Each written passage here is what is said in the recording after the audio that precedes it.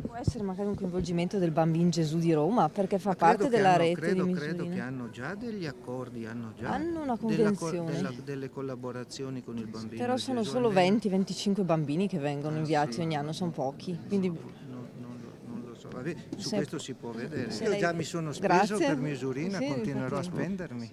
Sul futuro dell'Istituto Pio XII di Misurina, la prima cittadina di Auronzo non molla la presa, nonostante la recente conferma del contributo regionale di 1.200.000 euro per i prossimi 3 anni. L'Opera Diocesana di Parma, che dell'istituto è proprietaria, non ha ancora revocato la decisione di chiudere il prossimo 31 dicembre e perciò i contatti e le relazioni sono ancora fondamentali per scongiurare l'epilogo già scritto. Al segretario di Stato Vaticano Pietro Parolin, Tatiana Paes-Becker ha consegnato una missiva.